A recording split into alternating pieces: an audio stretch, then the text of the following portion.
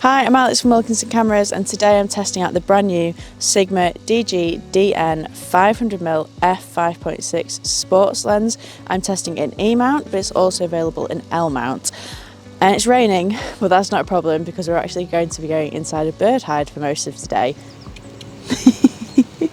Straight away, the first thing you're going to notice is how incredibly small and lightweight this is for a 500mm lens. It's so light, it weighs less than 1.5 kilos, but it's also very well balanced as well. When it's on a camera body, it's absolutely perfect. This is going to be an ideal lens for bird photographers, wildlife photographers, maybe some sports, depends what you're doing. It is quite long, but I think the bird hide is the perfect place for it. So let's go and test it out.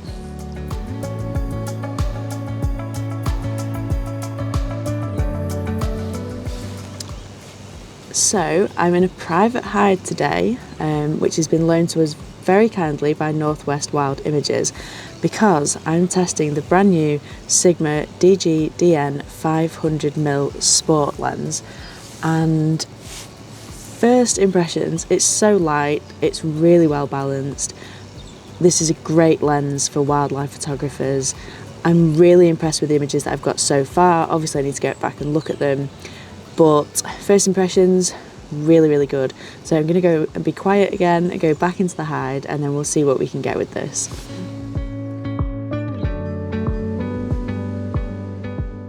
So I am not, and I wouldn't say I'm a bird photographer. Bird photography is a real skill, not only in being able to capture particularly birds in flight, but also in patience, which is why we've come today to a guaranteed location where there is feed down. I know some people frown upon this, but we've got a lens to test and you would like some nice pictures of birds, so hopefully we're going to deliver that. It's actually really cold as well, which is why I'm really well wrapped up, but I've got the ProMaster gloves on. They've got these little magnetic covers, so I'm fine. We'll see what we can get. So it's got a built-in tripod collar and an Arca Swiss type plate. You can actually unscrew that, so because it is quite light and quite easy to hand hold, you might not want that on all the time, so you can just unscrew that with some Allen keys.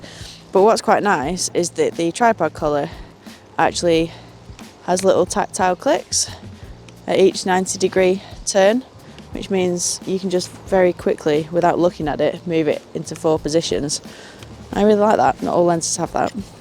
The lens does feature an aperture ring, and you can lock that onto auto, or you can unlock it and you can have it clicky, so you can feel that you're changing the aperture when you're shooting, so you don't have to move your eye away from it.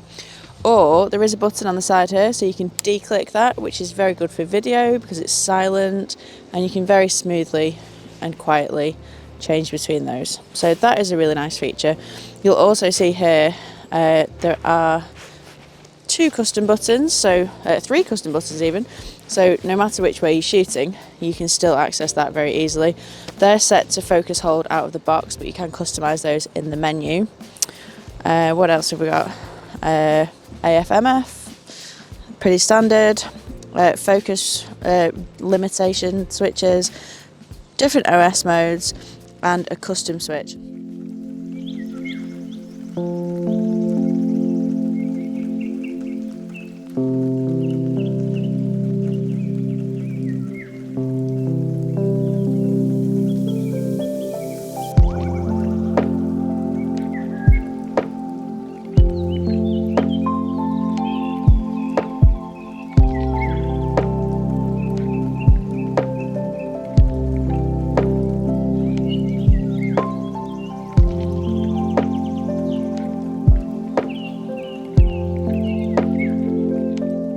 So it's made from TSC, which Sigma use on a lot of their lenses, on their sports lenses. I think that stands for thermostable composite, but basically it means that even in warm conditions it's not going to absorb a load of heat and therefore change the lens optically. So some manufacturers, Sony and Canon, are well known for their grey or white lenses, which is to reduce the heat and to change the to keep the optics inside stable.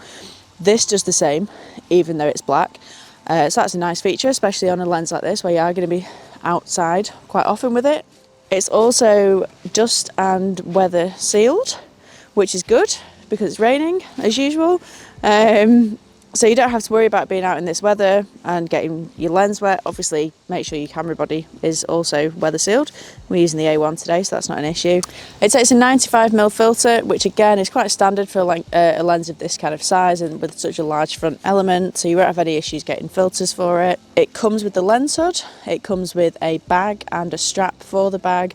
It also comes with a little Allen key and a couple of spare Allen keys for the removable tripod mount, which is also Arca Swiss. So it comes with everything you need. You don't have to buy any extras for it. As you can see, we've lost the light now, but I've loved using this today. There's not really anything similar to this lens at the moment, certainly not for mirrorless cameras, but if we compare it to the old Sigma 500mm F4, this new lens is 60% lighter and 70% shorter. But you're also getting improved image quality. The Nikon AFS 500mm F5.6 PF lens is very comparable if you have used one of those for size and weight. It features Sigma's HLA linear motor for fast, quiet AF, and I certainly found it was fast to focus. It also features 5 stops of IS, which along with its compact size and weight makes hand holding very easy.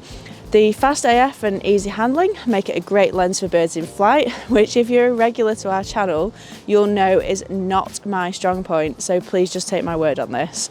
It's got 2 IS modes, one for general, which offers IS on all axes, or mode 2, which is designed for panning shots. The lens minimises flare and ghosting by the way that it's designed. Sigma have achieved a very compact design by using refractive lenses and using low dispersion elements at the front end of the lens. This is in comparison to some other brands who use diffractive lenses, diffractive elements, to enable smaller lens design, which can lead to more flare. So you can rest assured that even in tricky lighting or backlit scenes, flare and ghosting is unlikely. You're also going to find minimised chromatic aberration and edge-to-edge sharpness as well. I guess the only downside of using a Sigma lens with a Sony camera, or the A1 in particular, is that Sony do limit the frame rates that you can shoot with it on the A1. So normally on the A1 with Sony glass you can get up to 30 frames per second with continuous AF. With a Sigma lens it's just 15 frames per second, which is quite a difference, but 15 frames per second is still very fast. And really there isn't a lens at this focal length, price and quality available, so your compromise here is going to be only shooting at 15 frames per second. Honestly, I don't think this is a major issue for most people. It's also not a bad price with a UK launch price of around £2,700. And don't forget as well that Sigma UK will also plant a tree for every lens sold. I quite like that, I think that's a nice bonus. I must point out though that the price isn't confirmed at the time that I'm filming. We will put a link below to the products on the website so you can check the latest price and place pre-orders or orders. So we've only given this a quick test today, but I wouldn't hesitate to buy this lens if I was a keen bird or wildlife shooter. I'd love to try this out for sports later in the year. I'm really impressed with the quality of both the lens itself and the images I've got with it today. It's so sharp. I've been really happy with it. If you want a good prime telephoto lens for Sony or L mount, I would definitely consider adding this to your kit. Yes, there are faster aperture options available, but they're also over 4 times the price and they're a lot bigger and heavier. This is a great size, weight and price for both enthusiasts and professional photographers and videographers. I found it very easy to handle. I was very impressed with the results for both stills and video. I really hope that Nikon and Canon will license the Z and RF mounts to Sigma. I'd love to be able to use this on those brands and other Sigma lenses, and I know a lot of Nikon and Canon users out there would love to use a lens like this as well. What do you reckon? Is this one that you're going to be adding to your kit bag or putting on your wish list? Let us know in the comments, and please don't forget to like and subscribe and check out our other Sigma lens review videos as well.